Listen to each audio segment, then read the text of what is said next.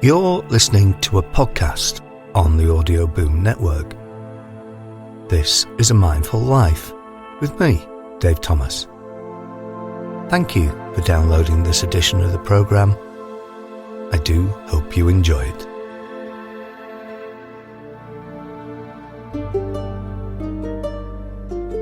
Hari Buddha and Krishna Thapa were born not only in the mountains of Nepal, but of them.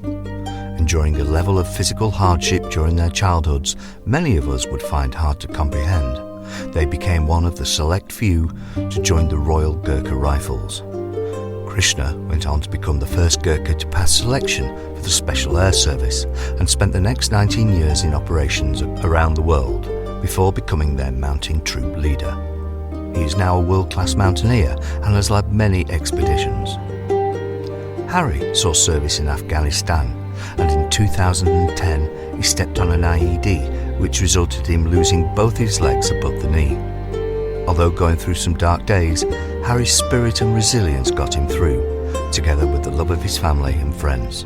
And he's now an ambassador for the disabled, challenging stigma in his own country and successfully overturning a ban the Nepalese government had placed on amputees climbing Everest. Perhaps it was only a matter of time and destiny before Krish and Hari's paths crossed. In 2023, they will be climbing Mount Everest. Hari will be the first double amputee to do so. It will test both of them to their physical and mental limits. So join us now in the ice-covered mountains of the Brecon Beacons, having just come down from Penavan, a mountain well known to Special Forces and which Hari used for a training walk with the support of the Curtis Palmer programme.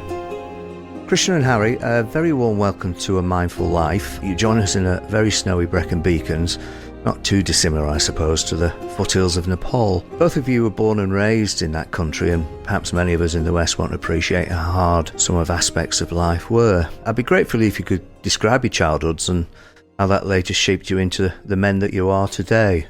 Hari. Thank you, mate. I was born in a cow shed around 2,700 meters. I went to school barefoot, didn't have a pen and paper, and I learned how to read and write on wooden plank with the chalk stone. We didn't have any even commercial chalks. So that's how it was, and there was only my school was about primary school up to the village. Then I have to go a day walk, a day, and I have to stay there for secondary school. Then after that is 6 and 7. Then I have to go to another school again, same distance. So yeah, that's how I kind of educated. I failed a couple of times, and but I was the first person to pass, GCSE level of equivalent, which is called SLC in Nepal. I was the first person to pass from that village. Well, that was one of many achievements in your life then. Yeah, I think the hardship, before we go to school, we have to wake up 5:30 and go to, walk in the field before we go to school.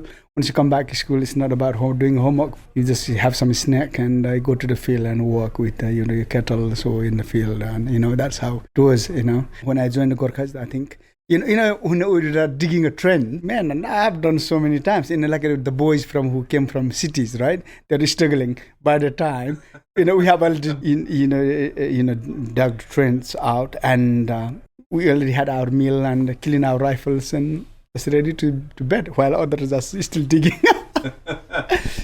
Krish, does this sound a familiar story to you?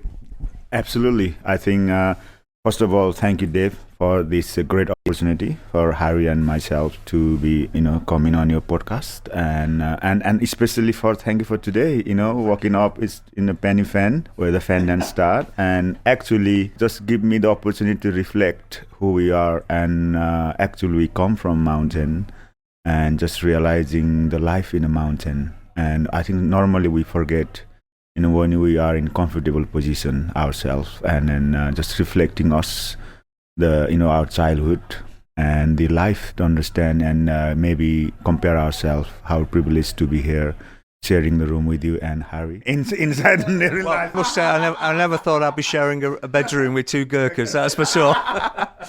Absolutely. It's actually pretty similar story. All the traditional culture and ritual. Now, you've both had many things in common. Both of you were soldiers in the Royal Gurkha Rifles, which for people that don't know is an elite fighting regiment within the British Army, renowned in fact. Unfortunately, Harry, you fell victim to an IED where you lost both legs above your knee. Krishna, you became the first Gurkha to pass selection and become a member of the Special Air Service. Harry, perhaps if you could you just tell us about that day the explosion happened and your subsequent recovery? First of all, it's a great privilege to serving in a brigade of Gurkhas. It's very few people we get chance to serve. So it's a great privilege. On that day, it was 17 April 2010. We were just deployed to Afghanistan, and it was very early days of the operation. And on that day, there was two missions that we want. One is to give security to two engineers so they can go and rekey the well, so they can repair, and so local people can have a water. And second one was we are just quite new in that area, so just to familiarize the area. So there's a two in that. And it was 3-4 o'clock in the afternoon, and we are it's not suited, isn't it? It's a booted completely, and we are 20 in the squad. I was 10th. We're all in single file. The front guys were clear, they had a balloon to detect the bombs, anything that they had, they can find. And we're just working very small part of the 3-4 o'clock in the afternoon. It was very hot, sunny day, and we passed a couple of compounds and some irrigation ditches and some poppy fields, and we're just walking at this side of the poppy field, and suddenly went bang, and my left hand in a split second I couldn't see my right legs straight away. My left leg was there, but it was just dangling in bone and skins. My right arm also injured, so I couldn't able to move. My friends came up, passed me up, called the heli, and evacuated me to Cambasan. And I'm very grateful for all those who saved my life and gave me opportunity to relive my life.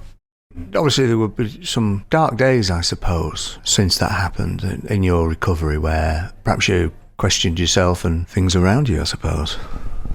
Yes, I thought that my life is just finished. I thought that I'm gonna, live rest of my life on a wheelchair, and I would need a carer rest of my life. That's what I thought. I also thought about whether my wife was going to stick with me, and she did. And she always stood on my side and supported me, supported the children. So I lost completely confidence. I didn't know what I was going to do. I was very uneducated about disability. So this is why all the climb things that I do is to make awareness about the disability around the world.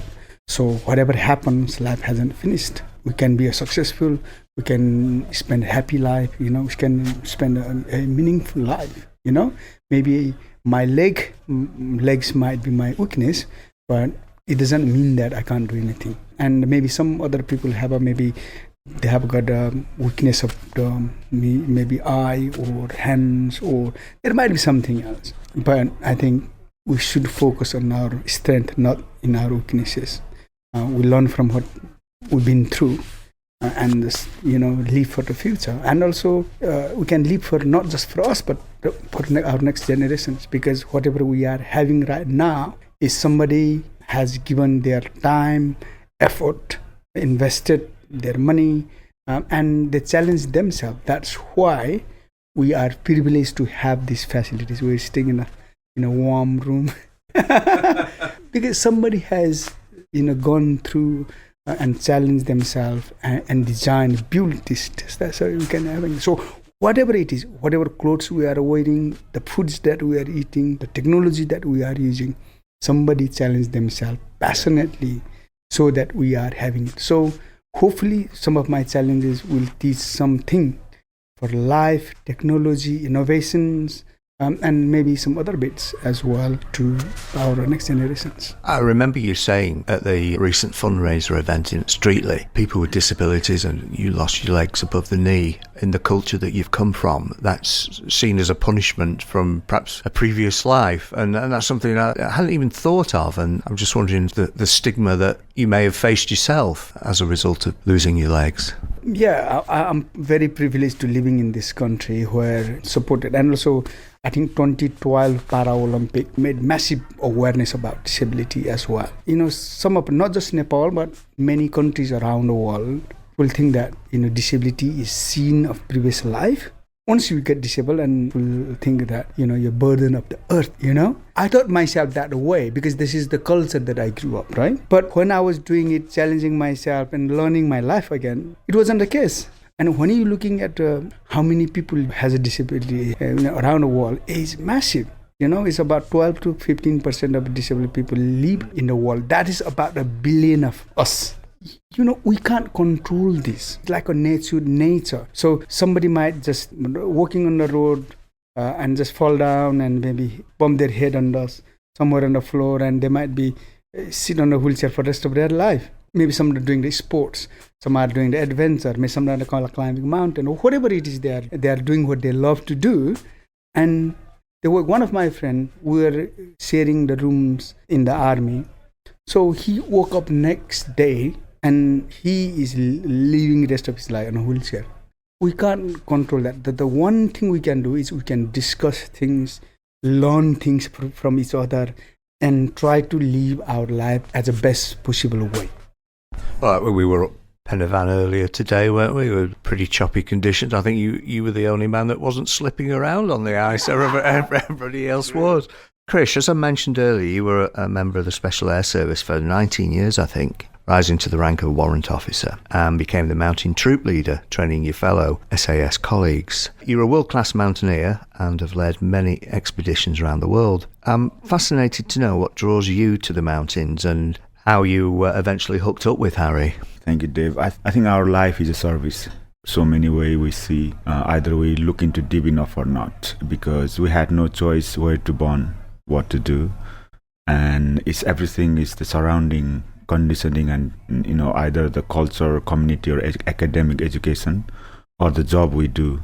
So just going on, one of the first from Royal Gurkha Rifles to join in the regiment. You know, sometimes we just have to follow our gut instinct, and then you didn't realize when you are a good guy, you've been given the responsibility, deserve more than what you think. I think in our life, that's probably what happened to me.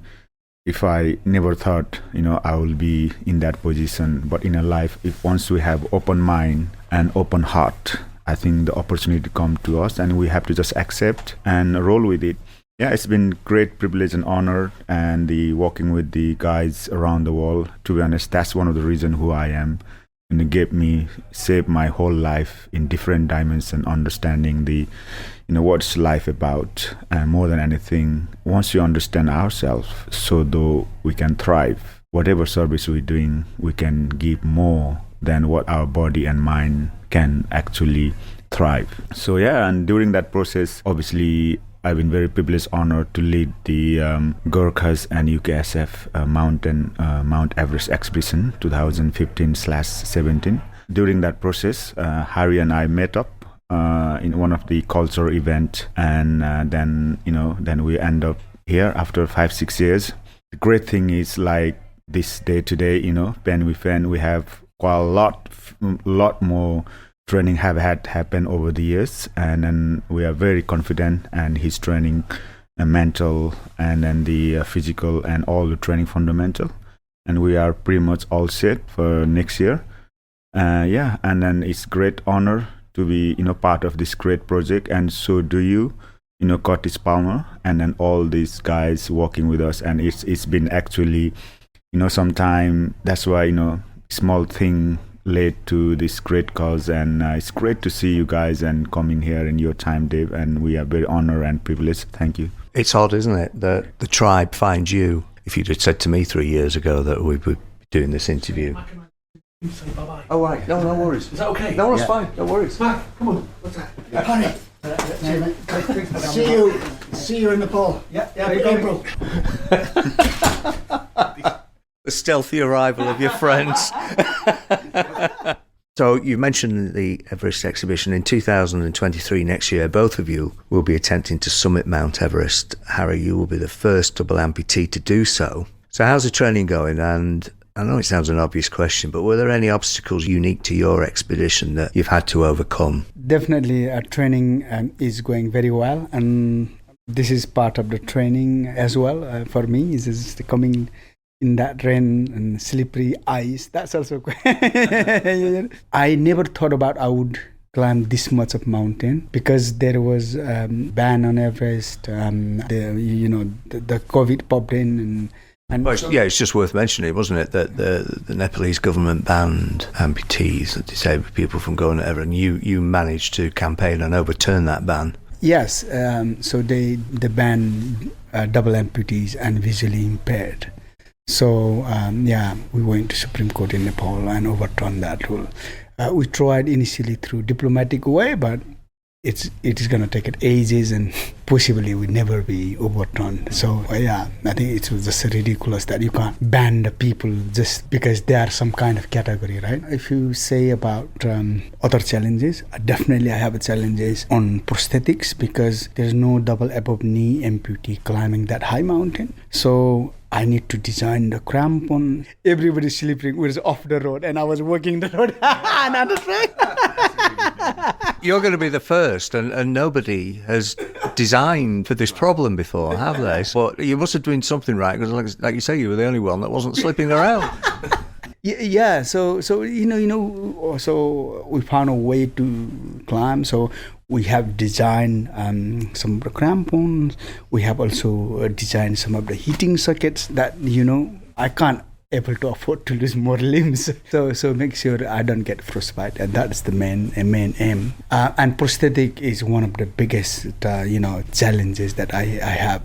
The problem with this, many people who don't believe that I can able to do that. It's like when Wright brothers said that we're gonna fly, and nobody they thought that they were maybe mad at that time. So it's kind of how it is. And also another challenge and big is simply fundraising, and I'm very, very privileged and to get supported from Kurdish Farmer Program, ACE, and everyone that start coming here and supporting, so which is great. And at the moment we're doing very well. Yeah, there's other challenges that I have got. There are lots of stigma, there's mountain politics and so many things that I need to deal. But if I need to do it, then I have to deal that. And by doing so, hopefully we'll create history. And I think this would be one of the pretty good human endeavors, that first double above knee amputee is on the top of the Everest. So that would be great. Great. I think everybody would love that. Krish, you've led many expeditions, I suppose, in your time throughout the world. Was there any particular problems or issues that you're going to have to address on your ascent on Everest in 23? Yes, I think absolutely, because the challenges and the physical and mental weakness and strength are always there. I think the important thing what I learned over the years is not saying danger is not there, it's not saying the weather is not going to change, but I think important thing is how we overcome that. I think number one is obviously what I find is the mental attitude or character, and that is a great asset I think Harry have. Otherwise, obviously, if anyone think in normal kind of let's say conscious level, how are you going to think? If you look at the body and then the mind, straight away a lot of people think it's not going to happen. But important thing is the character he have, and then the person he wants to be. I think that's very important. So that's the biggest strength. In terms of fundamental climbing, like camp and then the weathers, our experience over the years, the way we're looking at is the ordinary way is that there will be always set camp, and then the set people a set thing doing in a set time frame. But the way we're thinking is, why don't the camp and then the condition make for us? That's the one unique way of, I think, we kind of evolving ourselves. Probably no one has done that way. So we're thinking about actually on the way up today on the Penny, a lot of guys are asking, right? Or everyone is asking. Obviously, you can't. How can you meet up the time frame? How can we meet up the camp or in time? But what we're saying is maybe camp and time has to meet up us, not we walking around. So that's the way. And then like all our team and like putting together the like kind of process of climbing that way rather than the other way. So yeah, that's probably the strength. And then like I say, of course danger will always there. It's just how can we mitigate that through our process of the like planning and execution. That very nicely brings me on to the final question, and I couldn't help noticing today when we're up climbing up towards the summit, you're like a pair of teenagers who were laughing laughing and giggling, and obviously your love of the mountains came through. And I was lucky enough to chat with you both briefly at that fundraising event in Streatley. It's fair to say you're probably the two hardest men I've ever met, physically and mentally. But as I found out, you're also two of the most humble and reflective human beings. And those are very different qualities. And I'm curious, with your military backgrounds as elite soldiers, how that world and your views of the world and nature and everything around you, they're two very different views. And I'm curious as to how they sit side by side. Yeah, but I think, Chris is completely different character and I'm completely different character. But I think thing is, many people, we all have different perceptions, different character, different mentality. In the way we see is different in so many ways. But I think main thing is make sure we respect each other's, perception. Because I think lots of things is, I think even let's say there's a war happening in Ukraine now. And the West, we see it differently. And the Russians, they see completely different way. So I think the reason why we're fighting there is simply we don't respect each other and each other's view, I think. That same thing happens in the family, right? That things happen on everything. And but also something, if you can work that one together, then it's good assets. In the business as well, a business world that I have been is actually, if you have the same skill, same quality, it actually doesn't work, But if you have different character, different mentality, and if you combine it together, it gives different perspective on that. And that is the way Chris and I work. So he thinks his experience of the special forces, mountaineering skills, and I bring it like a disability, how I suffered, and these are the things that I bring it together, and how can together manage this thing to make things successful. So this is, I think, I looked at. Krish? I think it's a very profound question. I think for me it's like, we can only see the reflection if the water is still. And if the same water is, unstable and wavering and effect with the outer space, like in wind, when we couldn't see something, they just absorb too much. If you're looking at your question, it's regardless, we in our sensory world, we think we are strength. But I think at the end of the day, everything starts from silence and quiet. How silent we are, I think nature, being a mom, being a teacher, whatever job we're doing, or being an elite force, end of the day, everything has to be a reflection of themselves or ourselves. So that's the very, I think, deep down, I see the world. Regardless, we are not different. Like we say, normal 90% of population have a communication with the body and mind, but not like being, how we being today, and no one have and communicate that way. Yeah. That's probably the, kind of indirect answer to you. But having said that, that has to be, it's not no one mistake or no one misunderstanding, because it's the culture, it's the society we grown up right now, and it has a huge effect for all of us. So it's hard to, understand that way, because our mind and conditioning is so much, isn't it, according to that, where we are. Yeah, that's how I think everyone is being. And I suppose the one disability we all have is ego. Ego gets in the way of everything. I think, yes, that is the, that's how we need to learn, to as a whole life as service, and then to help each other. everyone is struggling so many ways, and some of us need to give our hand, and sometimes we need ask for help as well in so many ways, and that's what we are kind of lacking of in this kind of so-called 21st century.